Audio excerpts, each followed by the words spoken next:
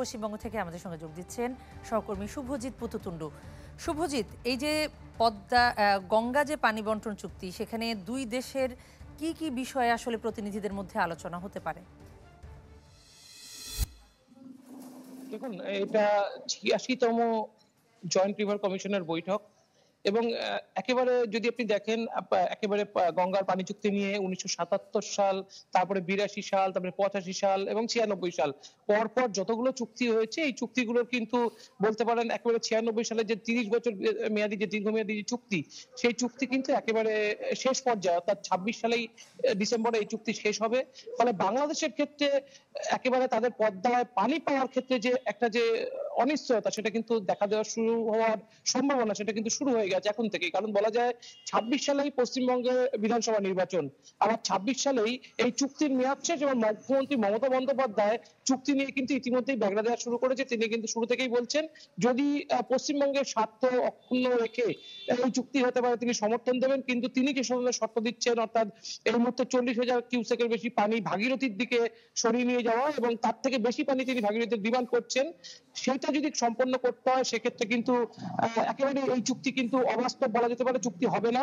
এবং সেই প্রেক্ষিতেই কিন্তু এই মুহূর্তে বলা যেতে পারে এই জয়েন্ট রিভার কমিশনের বৈঠক।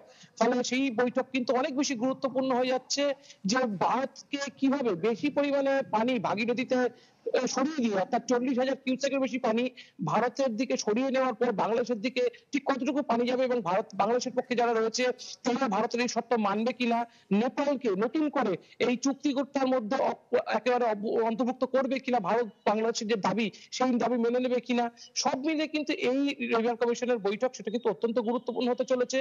এবং এই ২৬ সালের নির্বাচনের আগে মমতা বন্দ্যোপাধ্যায় যে কোনো প্রকারে তিনি কিন্তু এই পানি চুক্তি আটকে মানুষের কাছে, অর্থাৎ পশ্চিমবঙ্গের মানুষের কাছে তার ভোট ব্যাংক বাড়ানোর যে চেষ্টা, সেটা কিন্তু তিনি সর্বোচ্চ পরিমাণে করবে। এর আগে তিনি বলেছেন দেশ জুড়ে আন্দোলন দরকার হলে তিনি করবেন যদি কোনোভাবে পশ্চিমবঙ্গের স্বার্থ এখানে ব্যাঘাত হয়। সেক্ষেত্রে কিন্তু একটা জিনিস পরিষ্কার, যেরকম ভাবে কেন্দ্রীয় সরকার এবং বাংলাদেশের সরকার তাদের মধ্যে যদি সদিচ্ছা না থাকতো, তারা কিন্তু এই বৈঠক আয়োজন করতো না।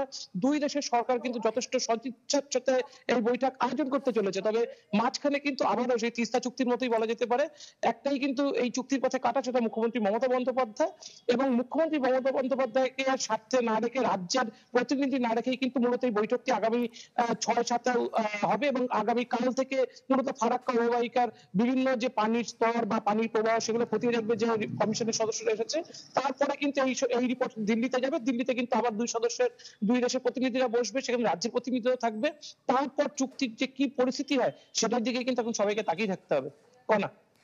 শুভজিৎ, আপনাকে ধন্যবাদ।